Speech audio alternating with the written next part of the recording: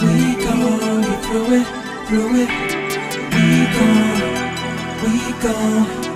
We gon' get through it, yeah. Most high soon come. We gon' get through it. They make war with the nations. We gon' get through it. Send topple down Babylon. We gon' get through it. Soon children get the kingdom. Soon children get the kingdom. Children of Israel, it's time to pray. The scattered people, troubled in every way. Every nation bring hate upon your head. You so-called Negroes, blacks, Afro-Americans. Family is broken, love is gone away. The men in their prison, all them being enslaved. Can't find a job, and the money's scarce. On top of that, we abort our babies. Tired of racism, hunted by police. Evidence on tape, and it got released. Jury found on fall, let police go free. Ain't no real justice, ain't no real peace. We don't know who we are, so them take advantage. We gotta know who we are, and them done take notice. Cause some save his people, but we must endure this. Rise up Israel, cause help is on the way. Most high soon come. We gon' get through it. They make war with the nations. We gon' get through it. Send topple down Babylon. We gon' get through it. Soon children get the kingdom. Soon children get the kingdom. Children of Israel, God will hear your cry. Want you to know you're the apple of his eye. May not seem so, but scripture doesn't lie.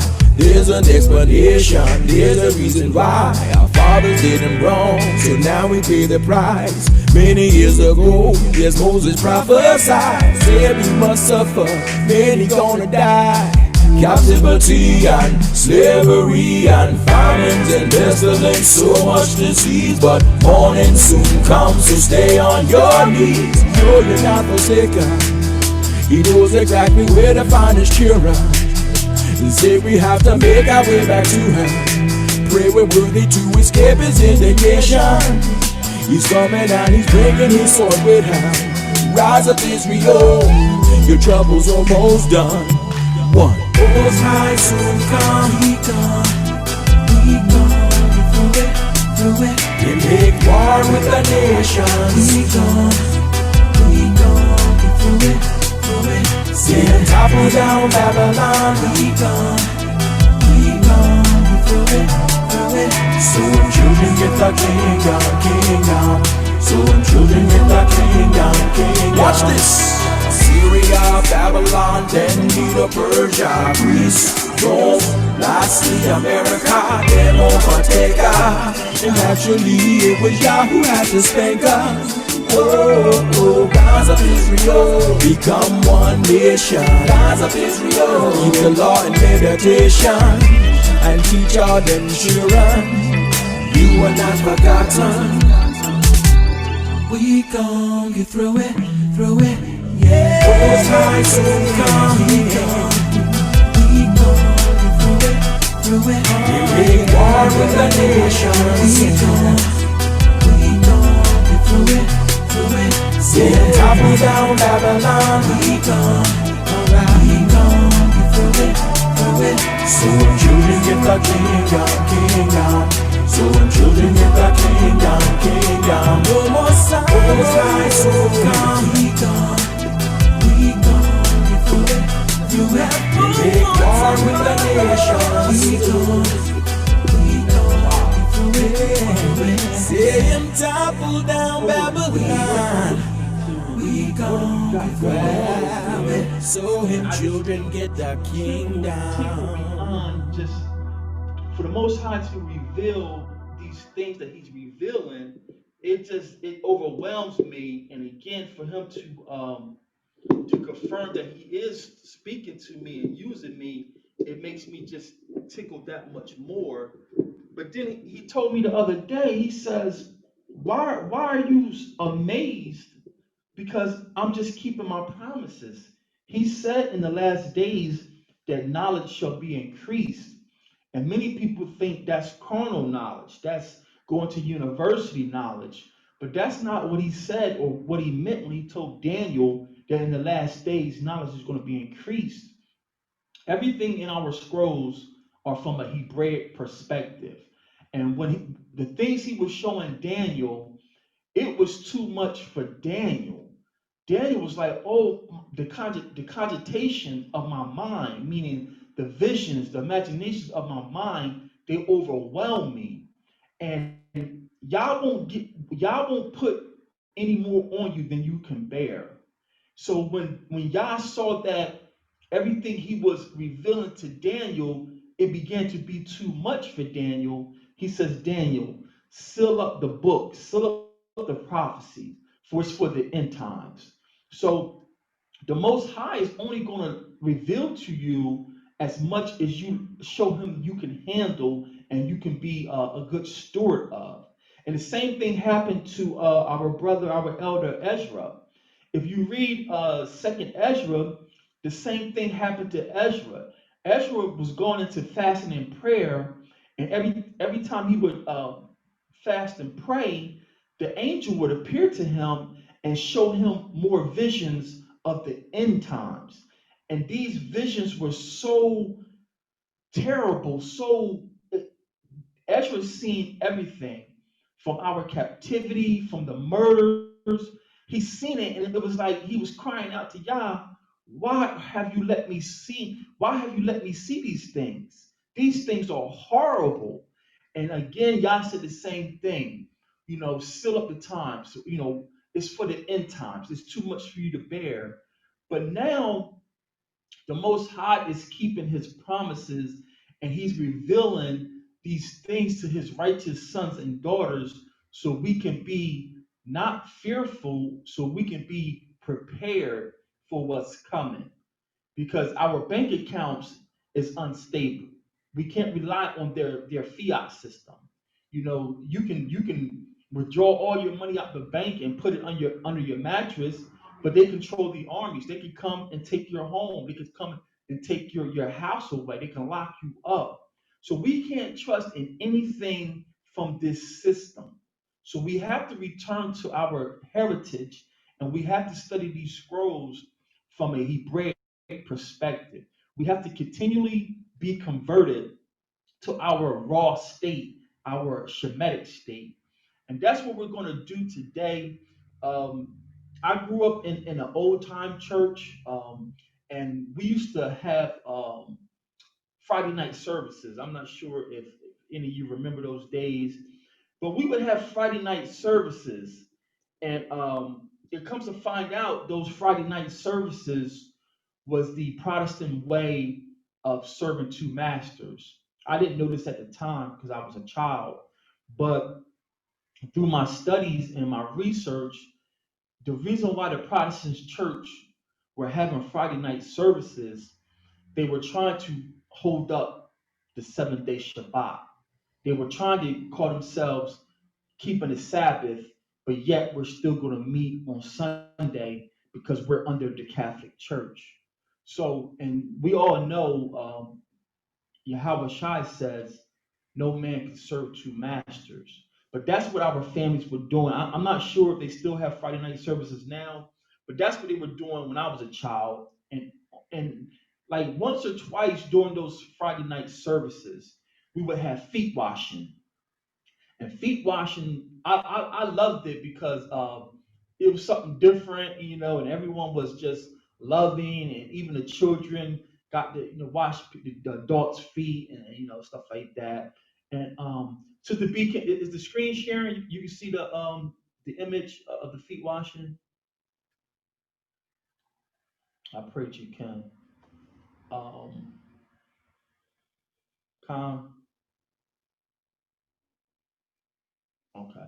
But anyway, the feet washing, it's not a Christian, principle. It's a Hebraic principle. And Messiah, that was one of the last things he did, or one of the last things he shared with his disciples. So I was studying this week, and I was examining the feet washing, and all praise be to the Most High. I began to see the Hebraic roots in feet washing. And I was like, oh, my Father, how great you are. So today, real briefly, we're going to go over the Hebrewisms of feet washing. The Hebrewisms of feet washing, or the Hebraic study of feet washing. And as always, family, if you want a copy of the notes, I can email you the notes so you can go over them at your own time, and at your own leisure. But today we're going to go over Hebraic feet washing and show you how great our King is, the Messiah, and show you how great our true custom, our heritage is. And this is why I love learning our customs. So we're going to start this in Yakanan chapter 30, Yakanan chapter 13. We're going to start this in John chapter 13. And it's something that we haven't done here yet at the Bayat, but hopefully, if we're still here, the next Passover coming up in March of 2021, we definitely will do this at the Bayat. We definitely will do this at the Bayat. So we're going to open this up with John chapter 13, and we're going to start at verse 9. John 13, verse 9.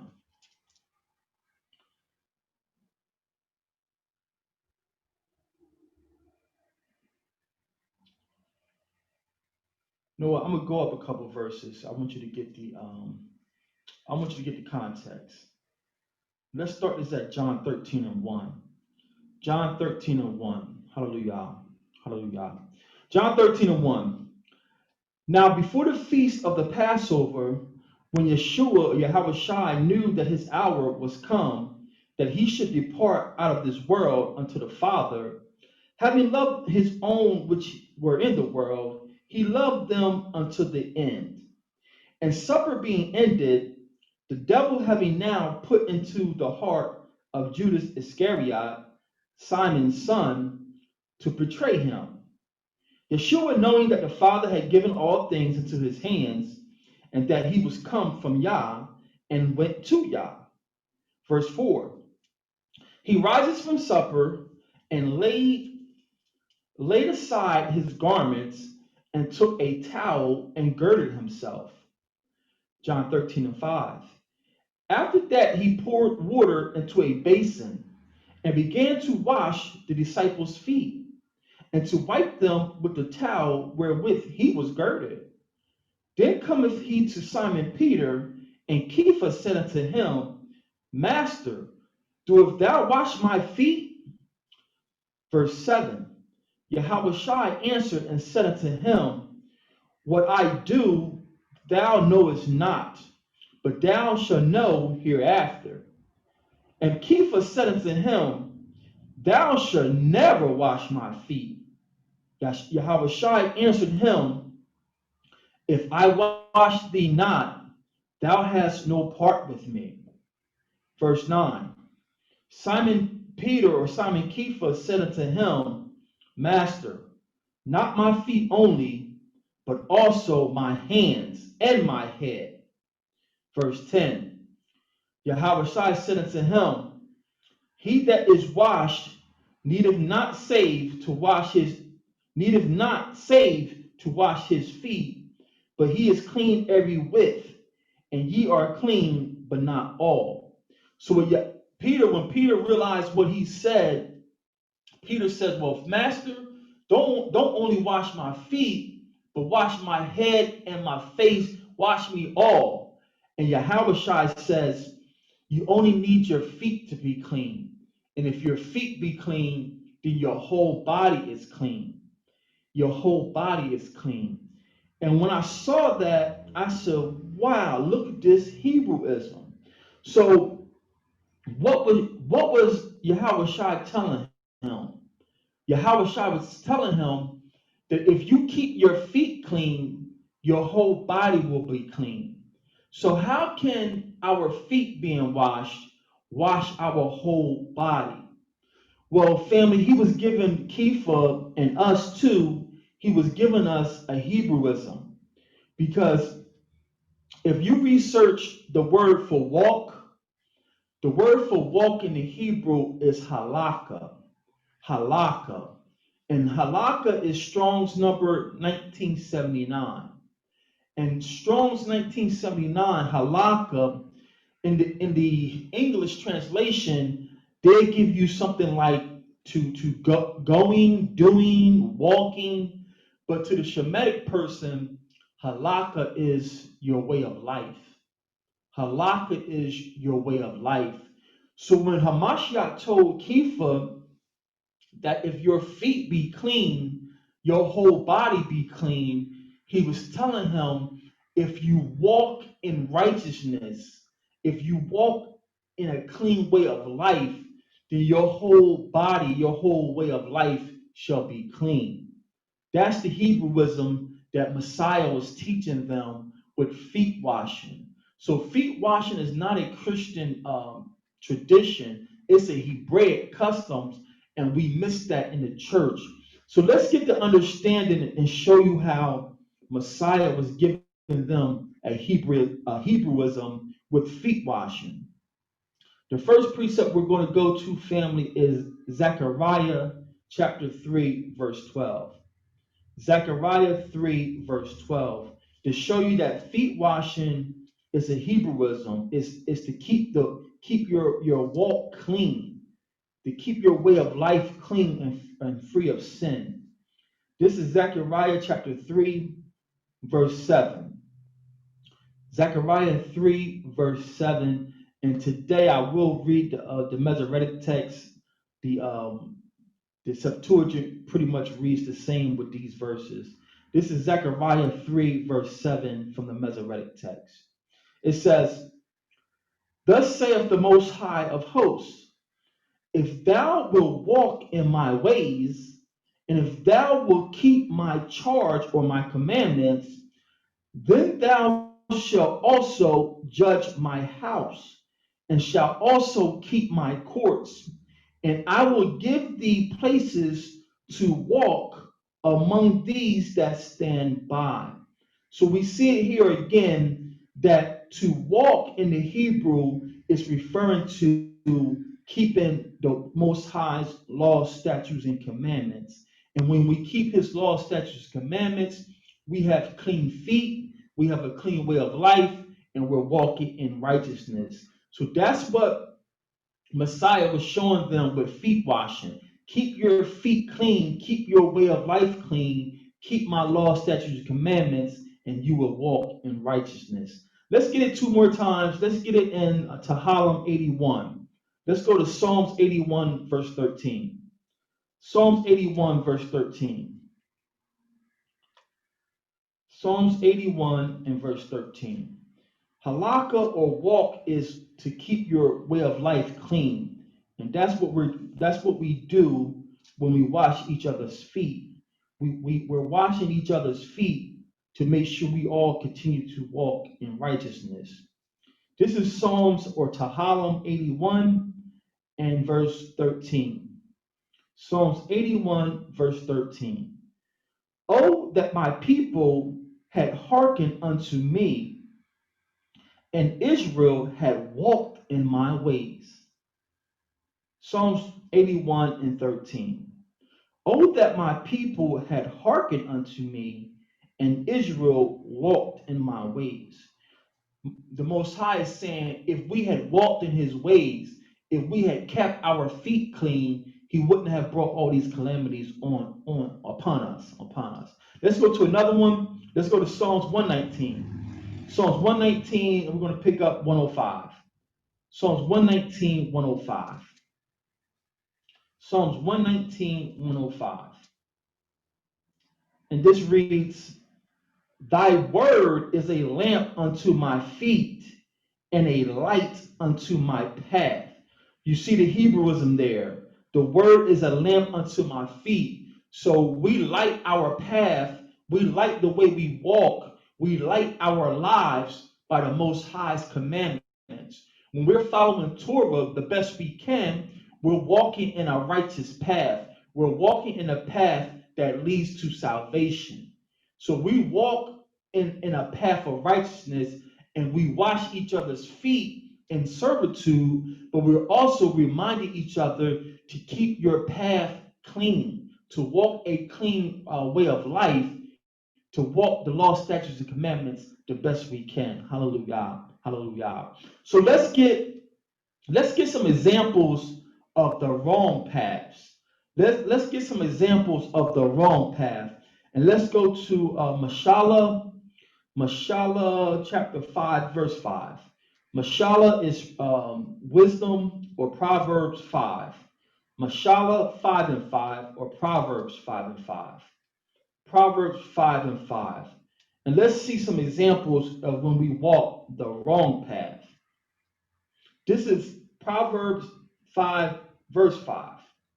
It says, her feet goes down to death. Her steps take hold on hell.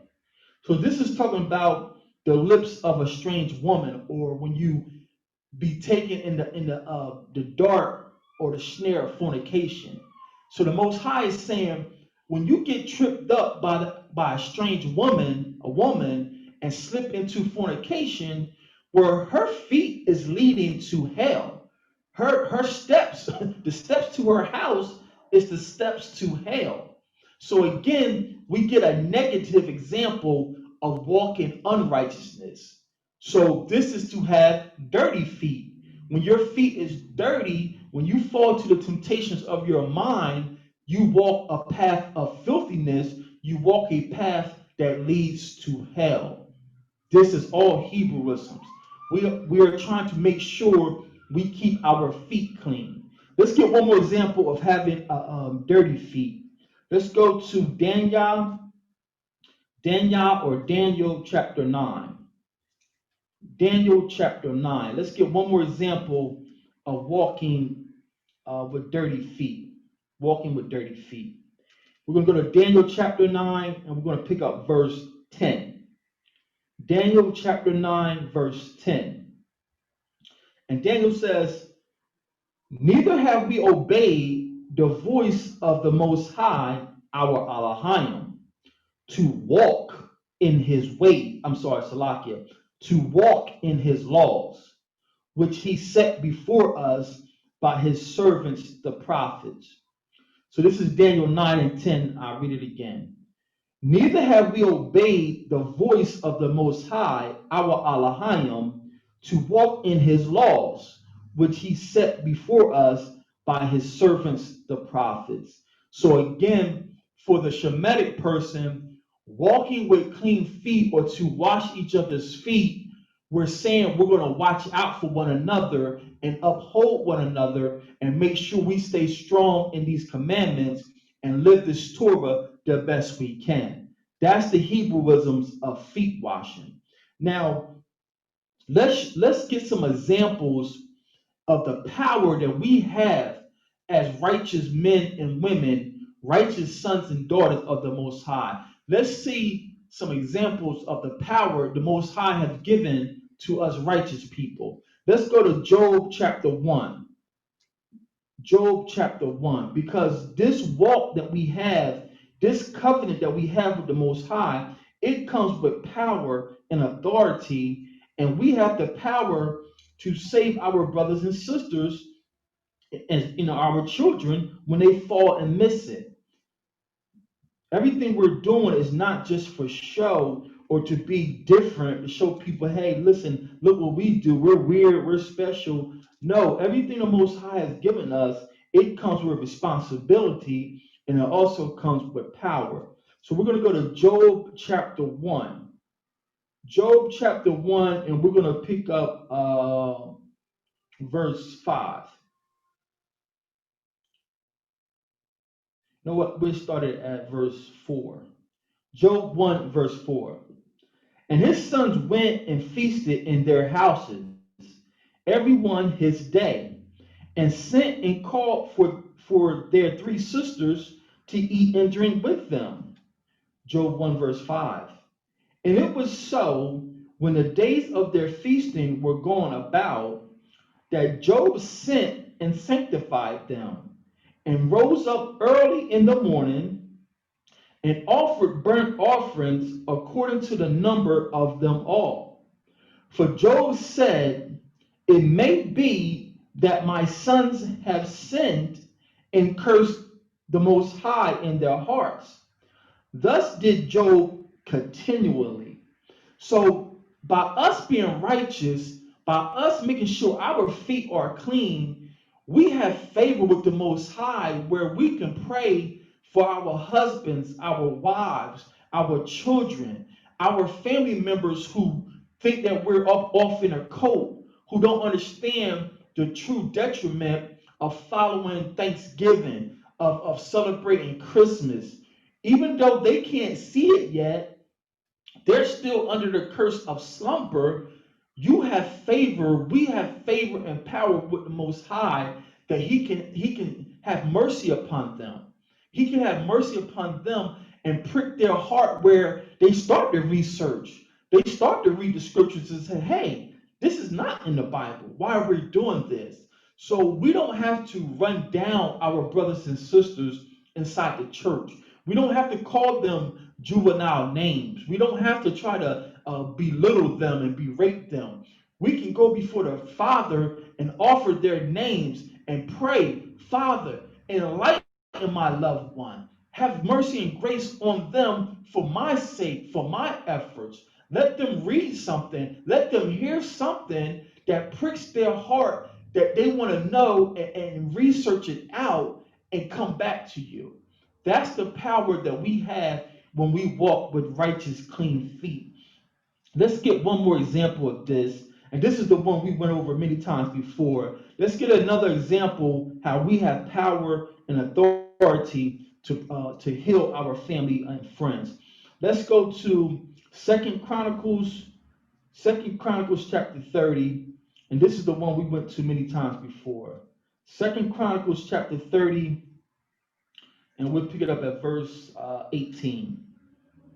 Second Chronicles 30, verse 18. Second Chronicles 30, verse 18, and we're going to read it down to the verse 20. Second Chronicles 30, verse 18. For a multitude of the people, even many of Ephraim and Manasseh, Issachar and Zebulun, had not cleansed themselves, yet they did eat the Passover, otherwise than it was written. But Hezekiah prayed for them, saying, the good Most High pardon everyone that prepares his heart to seek Yah, the Most High Elohim of his fathers, though he be not cleansed according to the purification of the sanctuary. Verse 20. And the Most High hearkened to Hezekiah and healed the people. So we see, family, there's a doctrine in the church that the seminary preachers learn in seminary, and you can Google this at your own leisure. You can just Google, just type in seminary doctrine, and there's a teaching that there's two gods of the Bible, and the God of the Old Testament is full of spitefulness, full of vengeance, and he's full of anger, and he wants bloodshed. But the God of the New Testament, he's the God of compassion and of love, and that's why he sent his son to be that sacrifice for the whole world and bring the whole world back to him. And this is the doctrine of Satan. This is what we teach against. We don't teach against man because our elder says we wrestle not against flesh and blood, but we're wrestling against the spirit of Satan that has set up these seminary schools and set up these churches to teach these lies. There's not two gods of the Bible. There's not two gods of the Israelites. There's one God. Malachi 3 and 6, I am the Most High, I change not. Therefore, you sons of Jacob are not consumed. So here in Second Chronicles, chapter 30, we see the Most High is having compassion and having mercy on the children of Israel.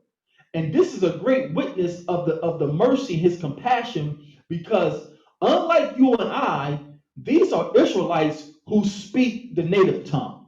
They don't speak the Yiddish, they don't speak corrupted Hebrew, they speak the original tongue of creation. They have a temple that has the ark in it. They have the showbread. They have Aaron's rod that budded. They have all of these ancient relics that they can be reminded how great our Father is and of his great power.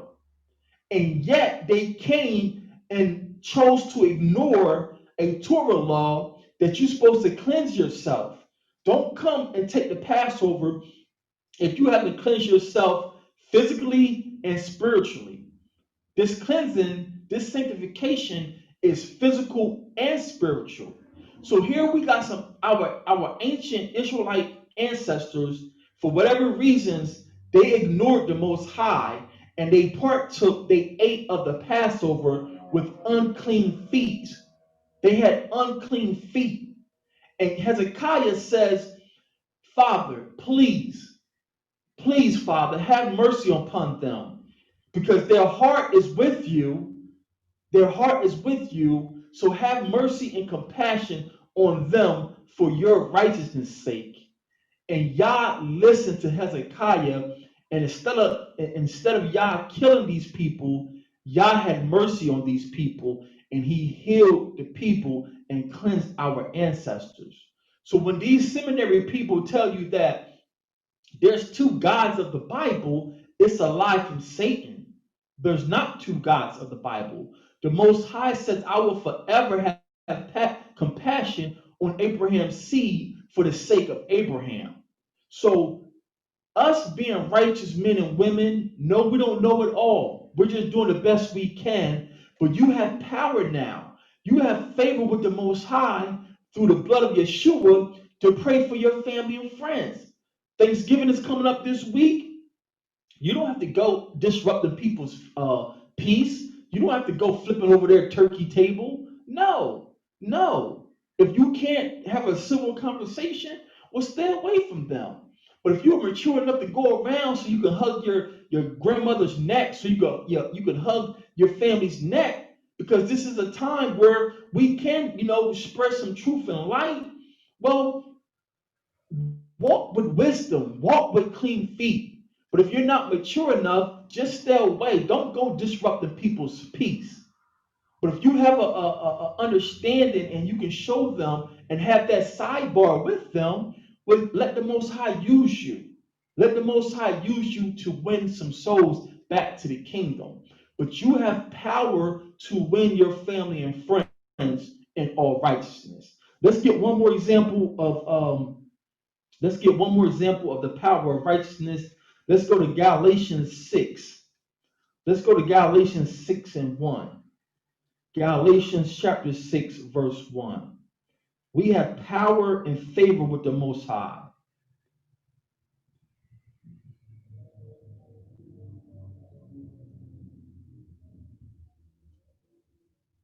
And we just got two more, and we're going to open up the floor for any questions, comments, and concerns. So this is Galatians chapter 6, verse 1. Galatians chapter 6, verse 1.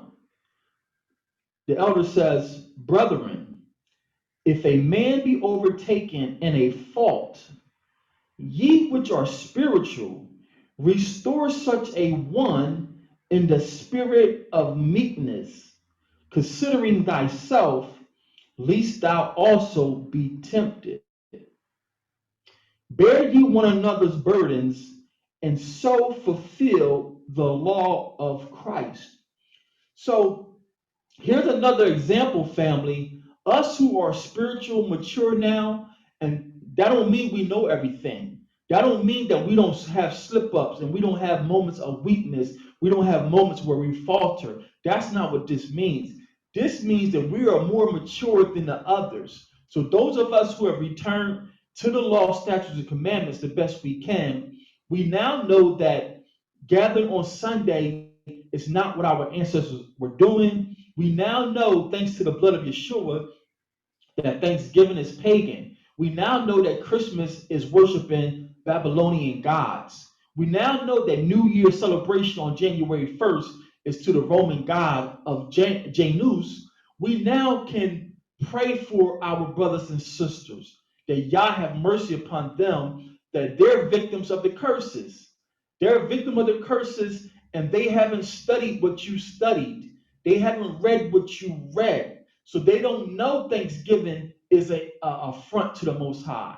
They don't know that Christmas is an affront to the Most High. They don't know that having a midnight service on December 30th to bring in a so-called Roman New Year, they don't know these things are wickedness.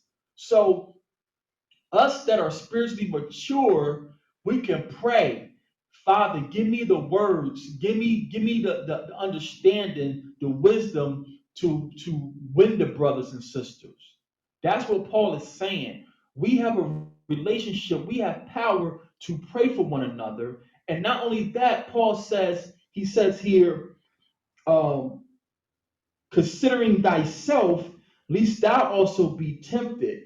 We can never get so mature in this walk that we forget what's it's like to be lost.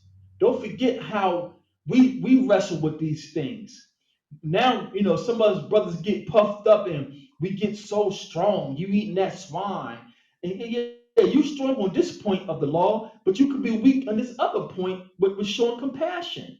Because the Torah is not about tearing people down. The Torah is about restoring life.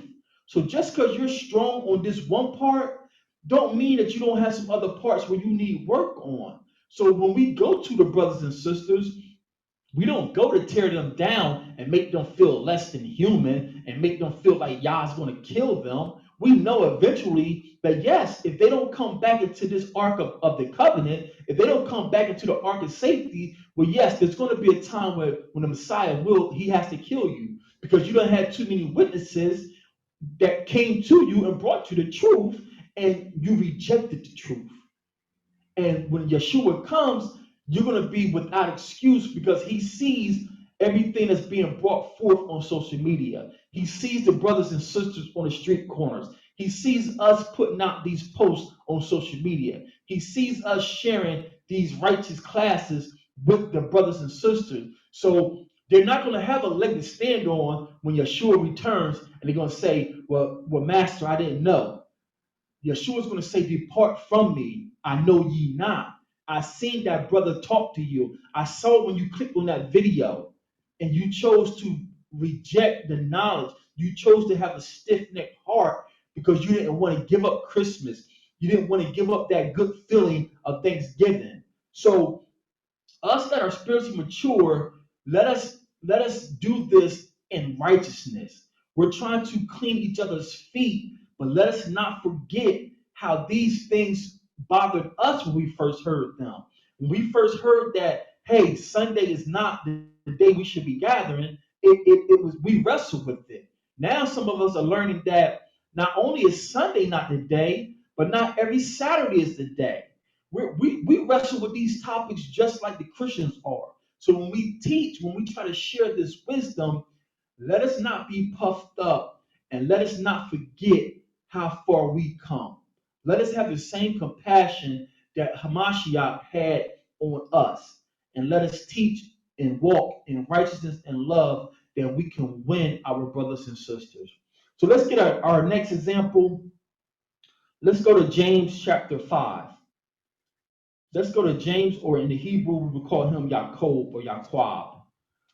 Let's go to Yaqub or James chapter 5, and this is the brother of the Messiah. James chapter 5, and we're going to pick up verse 16. James 5 and verse 16.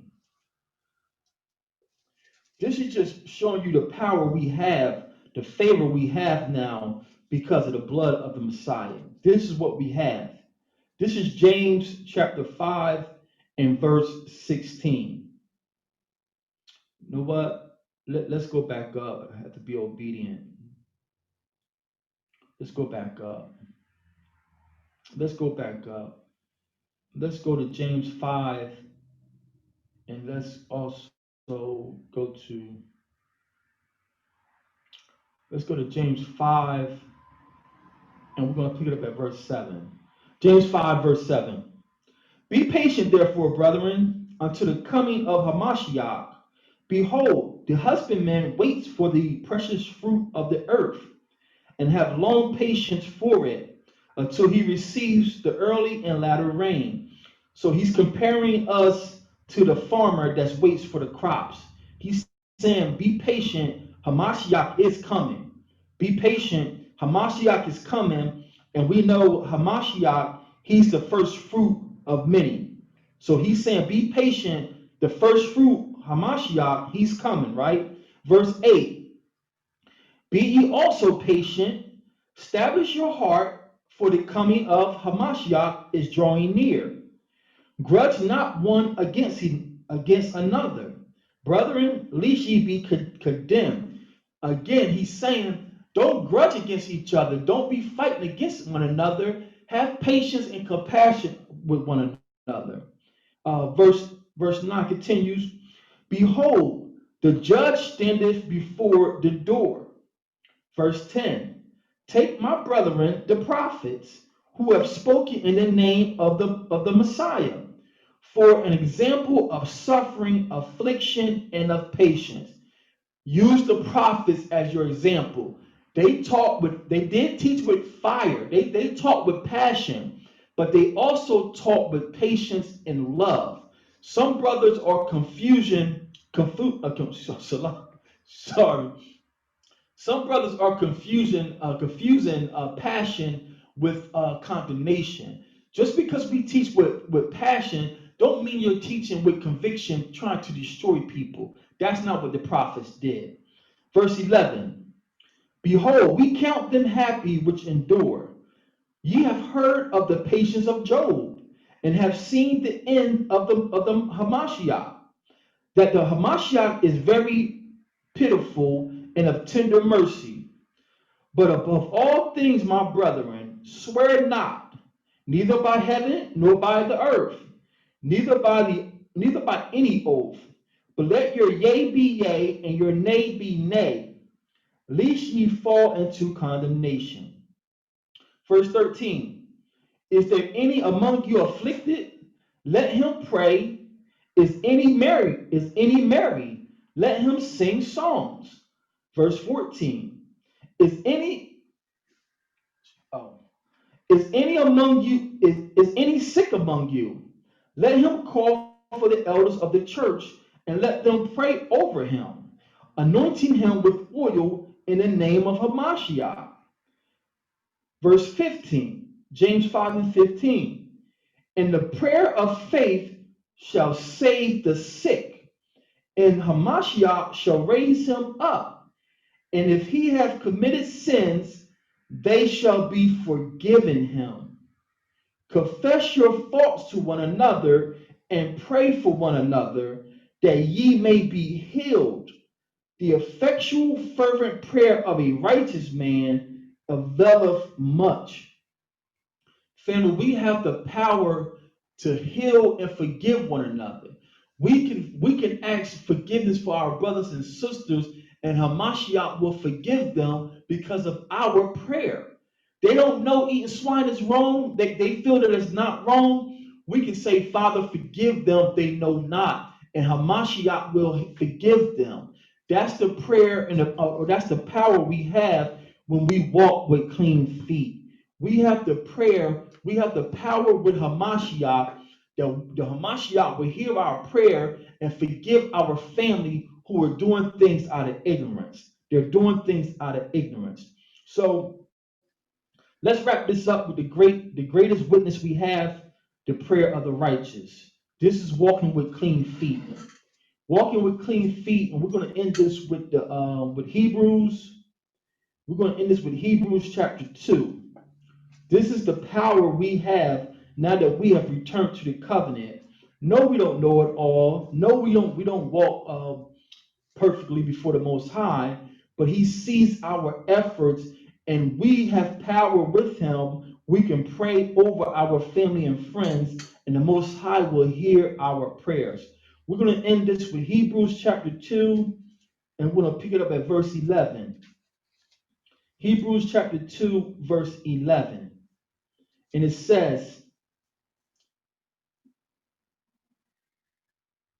"For both he that sanctifieth and they who are sanctified are all one, for which cause he is not ashamed to call them brothers, saying, I will declare thy name unto my brothers." Hamashiach is not ashamed to call us brothers. No, we don't know it all. No, he knows we don't know it all, but he's not ashamed to call us his brothers before the Most High. He says, I'm going to declare your name to my brothers. He came down here to declare the Most High's name, Yahweh, to us, his brothers, the Israelites. Verse 12, saying, I will declare thy name unto my brother. In the midst of the church will I sing praise unto you. I'm going to sing praise unto the Most High. Verse 13, and again I will put my trust in him. And again, behold, I and the children which Yah hath given me. For as much then as the children are partakers of flesh and blood, whoa. Christianity has told us it's all spiritual conversion. You don't have to worry about the physical bloodline of Abraham. It's all spiritual conversion. You say this little repenters prayer they came up in seminary. You say this prayer, and now that you are and you say this prayer, and now that you say this prayer, you've been forgiven, and you become a spiritual Israelite. That's the teachings of the church, and I'm not bashing the church family. Remember, we don't wrestle with flesh and blood. We wrestle against spiritual darkness in high places. But for Christianity to tell us it don't matter about a physical bloodline, all you got to do is say this prayer and believe on Christ. You are now spiritual, born again Israelite, and you are grafted in. That doesn't agree with the text. Let's read this one more time and let's see what the elder says. This is Hebrews chapter 2, and we're going to say, pick it up at verse 14. Hebrews 2 and 14. For as much then as the children are partakers of flesh and blood, he also himself likewise took part of the same, that through death he might destroy him that had the power of death, that is the devil. Verse 15, and delivered them who through fear of death were all their lifetime subject to bondage. For verily he took not on him the nature of angels, but he took on him the seed of Abraham. Wherefore in all things it behooves him to be made like unto his brethren, that he might be a merciful and a faithful high priest in things pertaining to Yah, to make reconciliation for the sins of the people. For in him, Salakia, verse 18, for in that he himself have suffered being tempted, he is able to succor them that are tempted. So this is the greatest witness we have, family. Now that we come back to the covenant, and now that we know that we are the blood-born descendants of Abraham, Isaac, and Jacob, we have favor, we have power with the Most High through the blood of Yeshua. We can pray for our family and friends who are going to celebrate Thanksgiving out of ignorance. They're going to celebrate Christmas out of ignorance. They're going to be inside churches on December 30th having midnight services or having sunrise services out of ignorance. They don't know all these things or pagan customs that were taught in Babylon. They haven't read what we read. They haven't studied what we studied. They're not fasting and praying like we are. So we don't have to condemn them and destroy them and make them feel bad. We can keep our feet clean. We can spiritually and physically wash each other's feet, like have each other's back. So, first, let's get our house in order. Let's make sure our feet are clean. And then let's pray and try to clean each other's feet. So the Hebraic understanding of feet washing, family, is halakha. Halakha in the Hebrew is a way of life. It's a way of life. Halakha in the Hebrew is a way of life. So feet washing, family, is not a Christian custom. We were doing it inside the church in the old days, and because they didn't have the spirit of Hamashiach, they really didn't understand what feet washing is all about. Feet washing is a Hebraic custom, and it's a Hebrewism that you make sure your walk, your path that you're walking on, is lining up with the Torah. That's why he told us coming out of Egypt, if you walk in my laws, then I will make you above and not below. I will exalt you and put you on top. Psalms 119, your word is a lamp unto my feet. That's walking. So feet washing, family, is a Hebraic customs, and you only get this understanding when you come back to the covenant. Everything inside this Bible is a Hebrew custom. From Genesis to Revelations, these writings were written by Shemitic people. And you only get this understanding when you come back to the covenant. Feet washing is something we do, but it's also a lifestyle. I make sure my feet's clean, and once I clean my feet, spiritually and physically, let me wash my brother's feet. Let me make sure, in case he fell and slipped and missed, let me pray for him. If I can go to him in private and win him back to the law, let me do that. But even if he won't hearken to me, I still continue to pray that Yeshua will have mercy on him and someday return him into the household of faith. So that's the Hebraic understanding of feet washing, family. You don't have to run down your family and friends.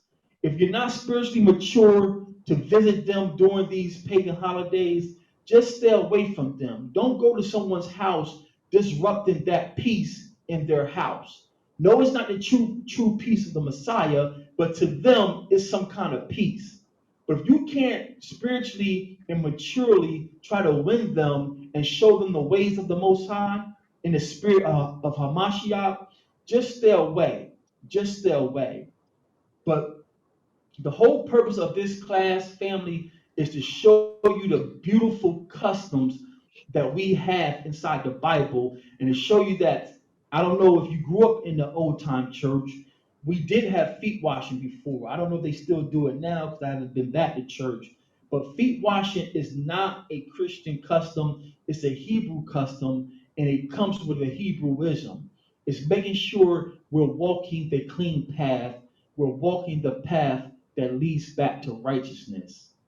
And then also to wrap it up, you now have power. You have power with the Most High through Hamashiach that you can pray for the family who are still in darkness.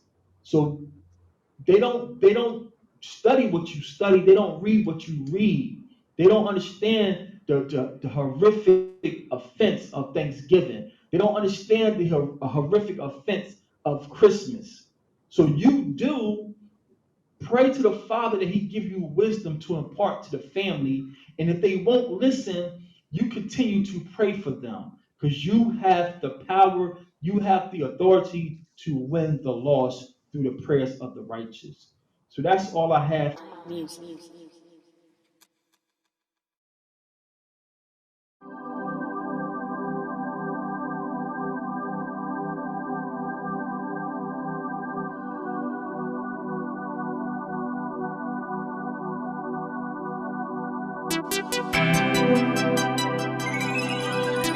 We gon' get through it.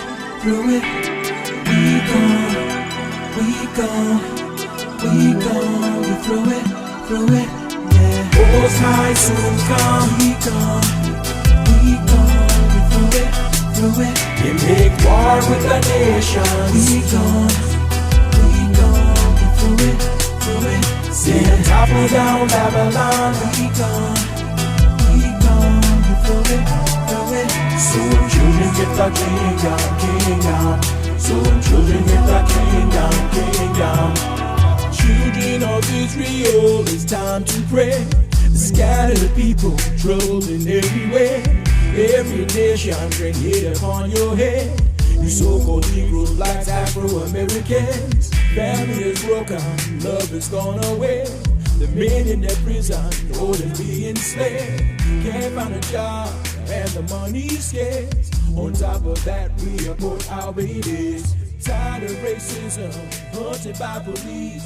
Evidence on tape, and it got released. Jury final fall, let police go free. Ain't no real justice, ain't no real